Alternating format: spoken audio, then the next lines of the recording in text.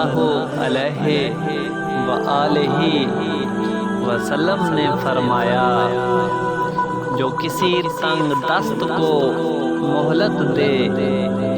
या उसको माफ़ कर दे, अल्लाह ताला उसको